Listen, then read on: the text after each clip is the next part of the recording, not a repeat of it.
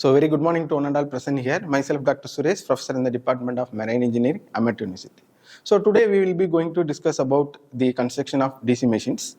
So, basically, the machines will be classified on the basis of nature of the supply. In general, we do have two types of supply. One is DC supply, another one is AC supply. So, the machines may be classified into DC machines as well as AC machines.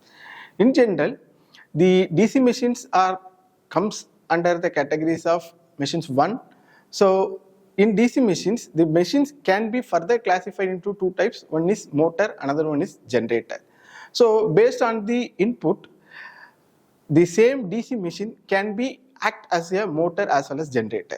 In general, we do know what is motor. So motor, in general, we are using in our residence. For example, whenever we do require water. So obviously we used to switch on the supply, which sucks the water from the well or bore, and it has been pumped up into the overhead tank. So that means mechanical action will be taken place. So the input energy will be electrical energy, the action will be, output will be the mechanical energy. That is called as motor. Whereas generator, the input will be the mechanical energy and the output will be the electrical energy. So the best example for generator is in bicycle we use the dynamo. So whenever we are pedaling, we will be giving the mechanical energy as an input and we will be getting light as an output, which is nothing but the electrical energy.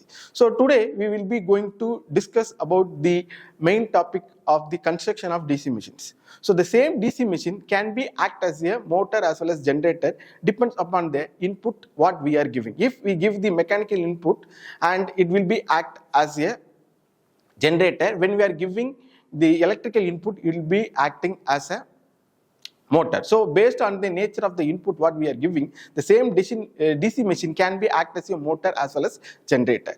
So for the construction of DC machine, there will be 8 major parts. The first and foremost part is yoke or frame.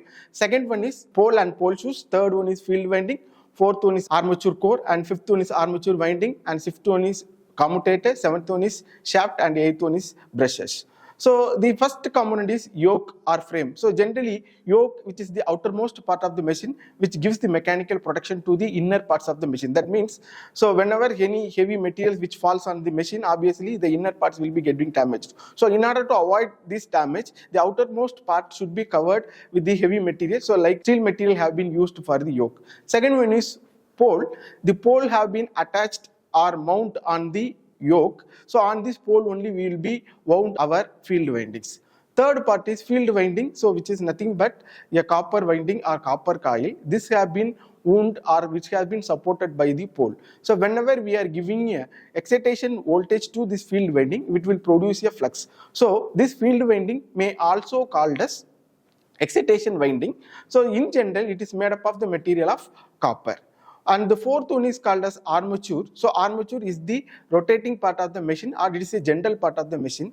It have been segmented into each segment. On these armature slots, we will be keeping our armature winding. So in order to avoid the eddy current losses, it have been laminated with silicon steel material.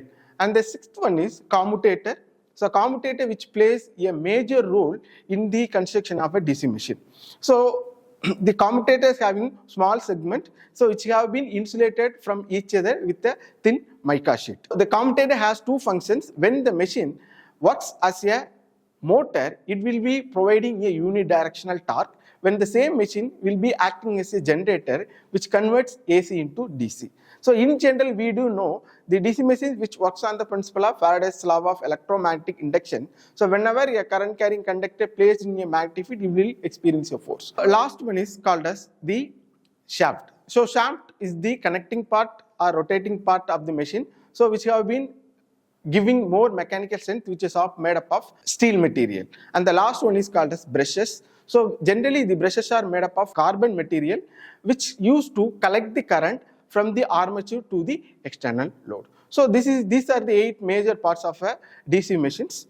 So that's all about the construction of the DC machines. Thank you.